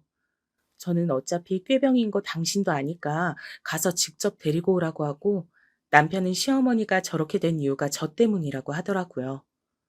며칠을 그렇게 싸우는데 아이들이 우리 눈치를 보는 것이 느껴졌습니다. 그 모습을 보고 저는 순간 머리를 한 대 맞은 기분이었어요. 그리고 가정의 평화를 위해 제가 시어머니를 모시러 병원에 직접 갔습니다. 병실에 누워있던 시어머니는 저를 보더니 이겼다는 표정을 짓더라고요. 그 모습을 보고 너무 유치하다는 생각이 들었습니다. 하지만 이왕 이렇게 제가 왔으니까 먼저 다가갔어요. 어머니, 저랑 집에 가요. 제가 그때는 정신이 없어서 어머니 제대로 못 챙겨드렸죠? 지금 죄송하게 생각하고 있어요. 그러니까 기분 푸시고 집에 가서 편하게 쉬세요. 내가 우리 아들 생각해서 안타까워서 가는 거야. 절대 너를 보고 가는 게 아니야. 알겠어? 앞으로 나한테 다신 그런 행동을 하면 가만두지 않을 거야. 시어머니는 제게 더는 참지 않을 거라고 호언장담했습니다. 저는 사실 지칠 대로 지친 상태라 알겠다고 하고 데리고 왔어요. 그리고 저는 마트 일을 그만뒀습니다. 어차피 친정에 있을 때 이미 마트에 말한 뒤였어요. 시어머니에게 제 월급을 주는 일을 없애려고 했던 거였죠. 시어머니는 제가 마트를 그만두었다고 하니까 난리가 났습니다. 그러더니 우리 남편의 월급을 본인이 관리하겠다고 하더라고요. 당연히 저는 반대했습니다. 결국 제 고집이 이겨서 남편의 월급은 제가 관리했어요. 시어머니는 용돈을 달라고 했는데 제가 그동안 들였던 돈은 한 푼도 남기지 않고 이미 다 쓴 뒤였습니다. 저는 시어머니에게 50만 원을 드렸어요. 왜냐하면 이제 제가 집에 있으니까 아이들을 직접 돌보기 때문에 저 정도는 충분하다고 생각했습니다. 그런데 시어머니는 50만 원이 너무 적다고 100만 원을 달라고 하더라고요. 남편 월급이 300인데 100을 주면 생활을 할 수가 없었습니다. 그래서 거절했더니 또 들어누웠어요. 이런 속 터지는 상황에서 제 속이 아예 뒤집히는 계기가 발생했습니다. 남편은 기본적으로 사람이 꼼꼼한 편은 아니에요. 워낙 시어머니와 두 시누이 밑에서 어화둥둥 자라서 오히려 허술한 면이 많습니다. 결혼하고 놀랐던 건 양말도 제대로 세탁기에 집어넣지 못하는 모습이었어요. 남편은 집안일을 할 줄 아는 것이 아무것도 없었습니다. 그래서 늘 옷의 빨래나 세탁도 제가 해줘야 했고 와이셔츠도 제가 다려주었어요. 어느 날 저는 그날도 시어머니와 아침부터 한바탕 하고 지친 상태로 남편의 셔츠를 빨래하려고 준비하고 있었어요. 그런데 남편의 셔츠에서 이상한 향수 냄새가 나더라고요. 제가 아는 남편은 결혼하고 한 번도 향수를 뿌렸던 적이 없습니다. 우리 집엔 향수를 뿌리는 사람 자체가 없었어요. 제가 워낙 인공적인 향을 싫어하기도 했고, 남편은 향수가 있어도 까먹고 뿌릴 사람이 아니었습니다. 그런데 누가 맡아도 여자 향수인 그런 향수가 셔츠에서 나더라고요. 순간 묘한 생각이 들었습니다. 그리고 여자의 촉이라고 하죠. 그제야 남편의 수상한 행동들이 눈에 띄었어요. 남편이 양복점을 접고 새로 취직한 회사는 중소기업이었고 직원들끼리 회식이 아주 많은 곳이었어요. 그래서 회식하고 술에 취해 들어오는 날이 많았습니다. 그런 남편이 아예 정신을 차리지 못하면 제가 직접 데리러 간 적도 꽤 있어요. 그래서 남편의 회사 사람들과 안면을 어느 정도 튼 상태였습니다. 그런데 얼마 전부터 묘하게 남편은 회식 자리를 알려주지 않았어요. 제가 데리러 간다고 해도 끝내 거절하더라고요. 원래는 제가 택시를 타고 데리러 가면 되게 좋아했는데 어느 순간 거절하길래 편하면서도 의아한 마음이 있었거든요. 혹시 회식이라고 말하고 뒤에서 무슨 짓을 하는 건 아닌가 생각 들었습니다. 그리고 이상한 점은 하나 더 있었어요. 남편의 회사는 제가 알기로 주말 출근이 없는 회사였거든요. 제게 취업할 때 절대 주말에 출근하는 일은 없을 거라고 했습니다. 그리고 실제로 몇 년 동안은 야근이나 주말 출근이 없었어요. 그런데 얼마 전부턴 주말에 회사를 나가는 경우가 많이 생겼습니다. 제가 셔츠에서 향수를 맡은 그날도 주말에 일하러 출근한다고 하더라고요. 당신 회사가 이렇게 주말에 일할 게 많은 회사였어? 아니잖아. 당신이 제일 중요하게 여긴 것이 주말 출근 안 하는 거 아니었어? 당신 요즘 왜 이렇게 회사 자주 나가? 야근도 자주 하고 집에 잘 안 오잖아. 주말에 애들하고 놀아주기도 하고 그래야지. 나도 당연히 주말엔 당신하고 애들 데리고 좋은 데 가고 싶지. 아, 근데 곧 승진을 앞두고 있어서 이렇게 주말에 가서 일해야 회사에서도 좋게 보더라고. 이게 다 우리 가족을 위한 일이니까 당신이 이해해줘. 알겠지? 고마워. 남편의 주말 출근은 그 이후에도 계속해서 이어졌어요. 순간 한 번 의심하니까 그 의심은 날이 갈수록 커져갔습니다.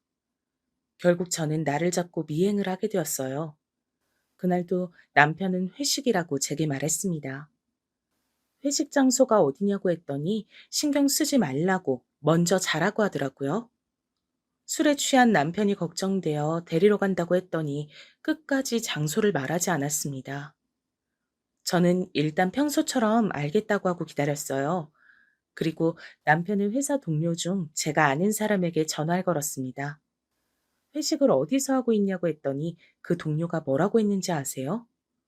오늘은 회식 날짜가 아니라고 했습니다. 제가 남편이 회식하느라 안 들어온다고 했더니 본인이 더 당황하더라고요. 저는 그 동료의 말을 듣고 어느 정도 확신했습니다. 그래서 무작정 남편의 회사로 향했어요. 회사로 가면서 심장이 쿵쿵 거리면서 뛰었습니다. 최대한 침착함을 유지하려고 애썼어요. 마침내 남편의 회사에 도착해서 안으로 들어갔습니다. 문이 닫혀 있으면 어떡하나 걱정했는데 다행히 열려 있고요. 손이 덜덜 떨려서 심호흡을 크게 하면서 올라갔습니다. 그리고 남편의 사무실 앞에 섰는데 굳이 안으로 들어가지 않아도 남편이 보였어요. 여러분, 그리고 제가 뭘 발견했는지 아세요? 저는 아직도 이날을 생각하면 가슴이 뛰고는 합니다. 남편은 저보다 어려 보이는 어떤 여자와 웃고 있었어요. 딱 봐도 저보다 어렸고 예쁘더라고요.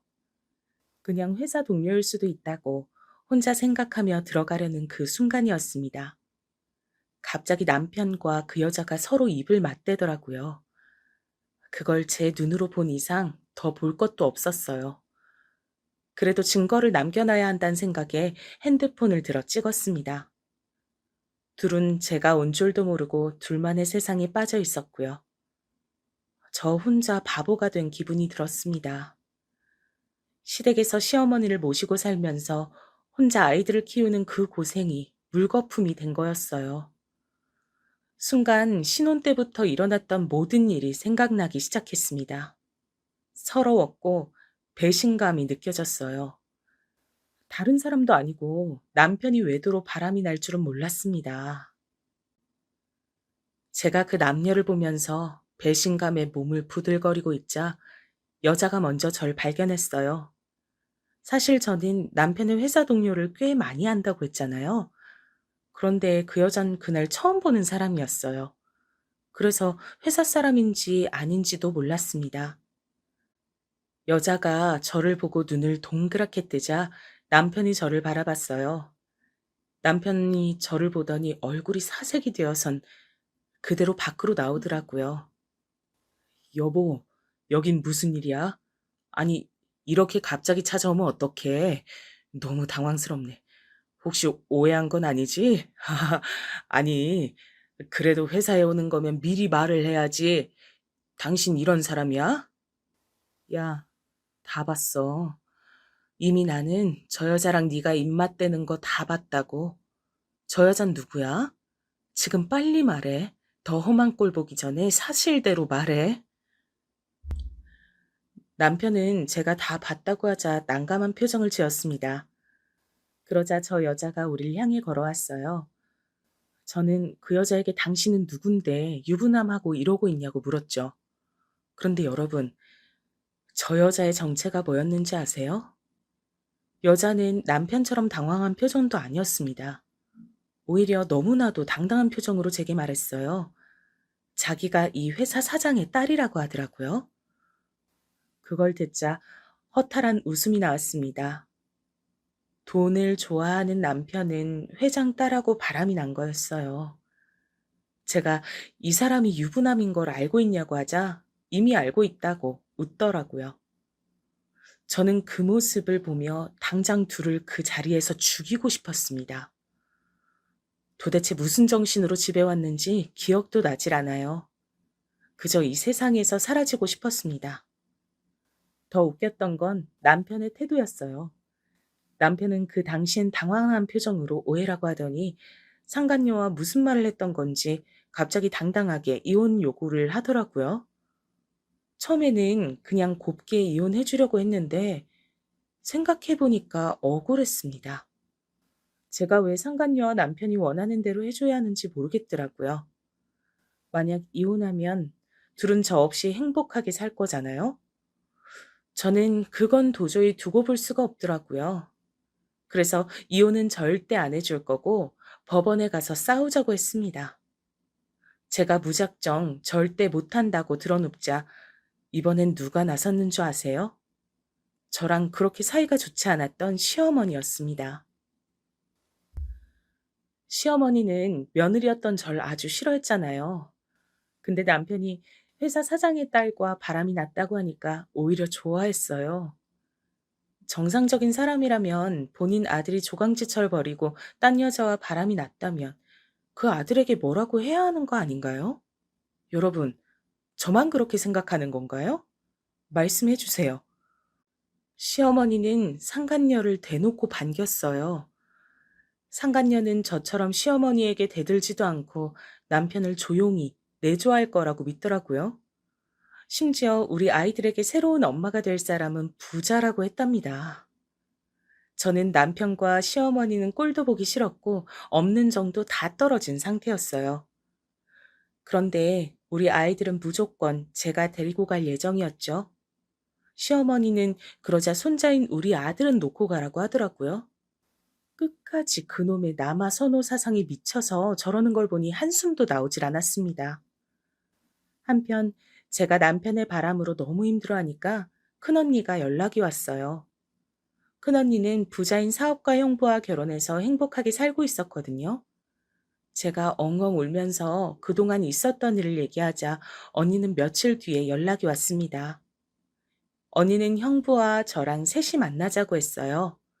그리고 저는 그날 이혼을 다짐하게 되었습니다. 자기가 알아서 할 테니 일단 어느 정도 돈을 받고 이혼하라는 형부의 지시를 받았거든요. 마침 그때 남편과 상간녀는 살림을 합칠 계획이었어요. 시어머니는 제가 시댁에서 안 나가고 버티자 돈을 제시했습니다. 예, 너 돈 때문에 그러는 거지?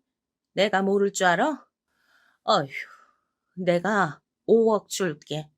이 집 팔아서 줄 테니까 우리 아들한테서 떨어져. 우리 아들 행복하게 새 인생 살 거야. 알겠어? 우와? 알겠어요. 이혼할게요. 그 대신 뒷감당은 하실 수 있죠? 내가 절대 당신들 행복하게 살도록 두지 않을 거야. 각오해. 계좌번호 남겼으니까 당장 송금하세요. 돈 확인되면 서류에 도장 찍어줄 테니까. 저는 시어머니가 5억을 제시하자 기다렸다는 듯이 이혼 서류에 도장을 찍었습니다. 이 모습을 보더니 시어머니는 역시 돈에 미쳤다고 하더라고요. 진짜 돈에 미친 사람은 아이까지 있으면서 바람이 난 남편이었는데 말이에요. 아무튼 저는 그렇게 5억을 받고 아이들을 데리고 친정으로 오게 되었습니다. 사실 형부가 시킨 대로 행동하긴 했는데 막상 이혼하니까 너무 분했어요. 서러움이나 속상함보다는 분노에 가까운 감정이었습니다. 시어머니와 남편, 그리고 그 상간녀까지 모두 불태우고 싶은 마음이 컸어요. 이런 저를 보고 형부와 언니는 계획에 들어갔습니다. 그 계획은 바로 형부의 지위를 이용한 거였어요. 우리 형부는 알아주는 투자 사업가였거든요. 형부는 그 5억을 받고 역으로 상간녀의 회사에 접근했습니다. 그러더니 형부는 본인이 아는 지인들을 동원했어요. 이 과정은 며칠 만에 할 수 있는 것이 아니었습니다. 큰언니의 말대로 저는 일단 아이들을 돌보는 것에 집중했어요. 형부가 본인을 믿고 맡겨달라고 했거든요. 저는 그래서 서울로 아예 이사 와서 아이들을 돌봤습니다. 그나마 다행이었던 건 우리 아이들이 아빠를 그렇게 좋아하는 편이 아니었단 점이에요. 왜냐면 남편은 아이들과 제대로 놀아주지도 않았고, 특히 외도하면서 아예 집에 오지 않은 날도 많았습니다. 저는 일부러 아빠의 잘못으로 이혼하게 됐다고 사실을 알렸어요. 그러자 우리 착한 딸과 아들은 제게 잘했다고 하더라고요. 특히 시어머니에게 차별을 심하게 당하던 우리 딸은 너무 기쁘다고 했습니다. 할머니를 더 안 봐도 된다고 하자 기분이 날아갈 것 같다고 하더라고요. 제 생각보다 너무 좋아하는 모습에 오히려 제가 미안한 마음이 들었습니다. 그렇게 제가 서울에 와서 일자리를 구해서 일하면서 아이들을 키우자 1년 정도 흐르고 드디어 형부에게 연락이 왔어요. 저는 사실 형부가 알아서 하겠다는 말을 들을 때 어떤 결과가 나올지 몰랐거든요. 큰언니에게 울면서 그들의 인생이 망했으면 좋겠다고 했어도 진짜 그게 현실이 될지 몰랐습니다. 그런데 저는 형부의 연락을 받고 너무 놀라 입을 다물 수가 없었어요. 왜냐하면 형부는 본인의 사업을 빌미로 접근해서 그 상간녀의 회사를 파산시켰거든요. 형부, 진짜로요? 어머 세상에. 그놈들 그러면 지금 어떻게 됐어요?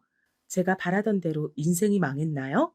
남편은 그 회사의 미래의 사장이 될 거라고 기대감에 한껏 부풀어 있던 상태였거든요. 저제 그동안 마음고생 진짜 심했지? 내가 나만 믿으라고 했잖아. 걔네 회사 완전히 망했어. 지금 마지막에 파산 맞겠다고 여기저기서 돈을 빌려서 빚쟁이가 됐어. 아마 처제한테 연락 갈 수도 있어. 원래 사람이 급하면 누구에게나 달려들거든. 저는 형부의 말을 듣고 너무 기뻐 웃음을 멈출 수가 없었습니다. 그리고 실제로 남편은 제게 연락이 왔어요.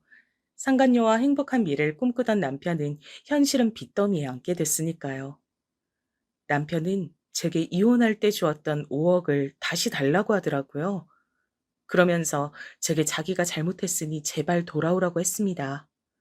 물론 저는 절대 5억을 주지도 않았고 재혼할 생각도 없다고 강하게 말했어요. 신혼 때부터 온갖 고생했던 걸 생각하면 자다가도 억울해서 눈이 뜨인다고 했죠. 그리고 더 웃겼던 점은 시어머니와 심지어 시누이에게까지도 연락이 왔어요. 형부의 말대로 돈이 급하니까 저한테까지 연락해서 제발 돈을 달라고 하더라고요. 시누이는 결혼할 때 제게 돈을 받아갔으면서 양심이 없어도 너무 없다고 생각했습니다. 그때 대출을 받느라 얼마나 고생했는지 시어머니도 알고 있었거든요.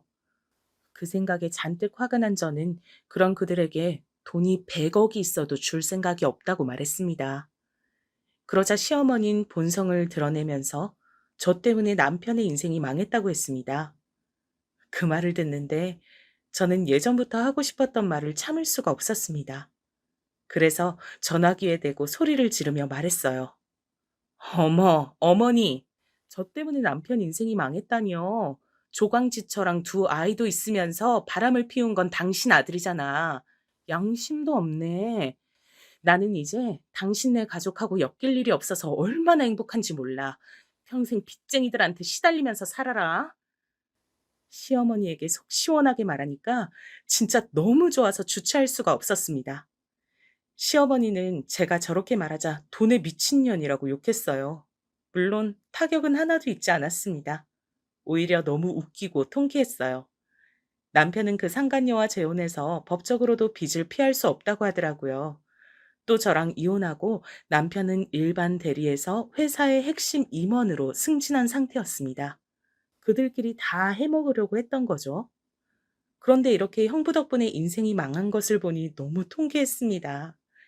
저는 그 모습을 보고 큰언니와 형부에게 얼마나 고맙다고 말했는지 몰라요.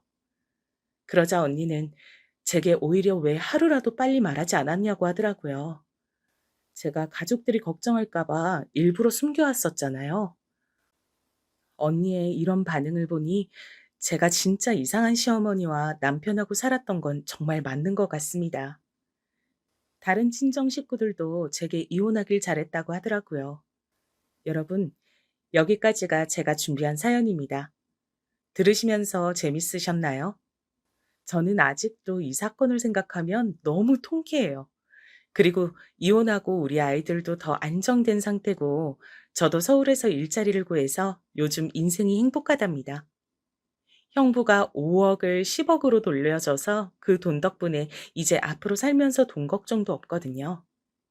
시어머니와 살면서 제 월급을 모조리 가져다 줬던 과거를 생각하면 헛웃음도 나옵니다. 하지만 이제 그럴 일 전혀 없으니 너무 만족해요. 여러분, 그럼 저는 이만 마치겠습니다. 제 사연 들어주셔서 진심으로 감사합니다.